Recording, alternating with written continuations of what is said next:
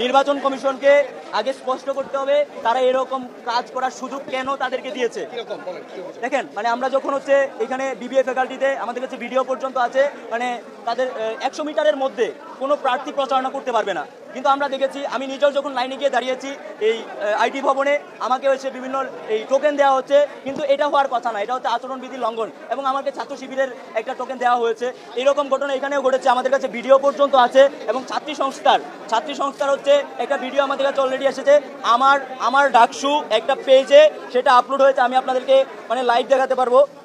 এবং এটা নিয়ে অলরেডি আলোচনা সমালোচনা চলছে। প্রশাসনকে এবং বিশ্ববিদ্যালয়ের যারা চাকসু নির্বাচন কমিশন আছে তাদেরকে স্পষ্ট করতে হবে এবং তারা কি আসলেই কোনো মানে দলের পারপাস সার্ভ করার জন্য নির্বাচন কমিশনের দায়িত্ব নিয়েছে, নাকি এই 28,000 শিক্ষার্থীর চাকসু নির্বাচনকে সুষ্ঠুভাবে সম্পূর্ণ করার জন্য দায়িত্ব নিয়েছে, এইটা আমাদের কাছে স্পষ্ট করতে হবে। আমরা দেখেছি বিগত সময়েও আমরা হচ্ছে বিভিন্ন জিনিসগুলো নিয়ে আমরা নির্বাচন কমিশনকে কনসার্ন করেছি, আমরা বলেছি যে ভোটার কেন্দ্র বাড়াতে হবে,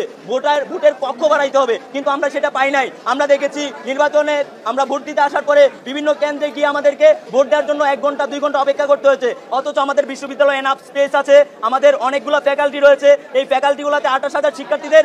দাঁড়িয়ে না থেকে ভোট দেওয়ার সুযোগ রয়েছে, কিন্তু তারা এটা করে নাই, তারা এটা কৃত্রিম সংকট তৈরি, শিক্ষার্থীরা যেন এসে ঘন্টার পর ঘন্টা দাঁড়িয়ে থাকে, সেই জিনিসটা আমরা আগেও তাদেরকে কনসার্ন করেছিলাম, কিন্তু সেটা কোনো সমাধান তারা করে নাই। এটা তো স্পষ্ট, এই যে একটা ছাত্রী সংস্থার একটা ভিডিও আপনারা ইতিমধ্যে দেখেছেন, সেই ছাত্রী সংস্থার ভিডিওটা এবং আমার ডাকসু নামের একটা পেজে এটা নিয়ে অনলাইন মিডিয়াতে প্রচুর আলোচনা সমালোচনা হচ্ছে, সেটা আপনারা সার্চ করলেই দেখতে পারবেন, জিনিসগুলো প্রুফ আচরণবিধি লঙ্ঘন করেছে। এইটার বিরুদ্ধে বিশ্ববিদ্যালয় প্রশাসন এবং চাকসু নির্বাচন কমিশন কি করবে, এটা তাদের এখনই স্পষ্ট পদক্ষেপ নিতে হবে।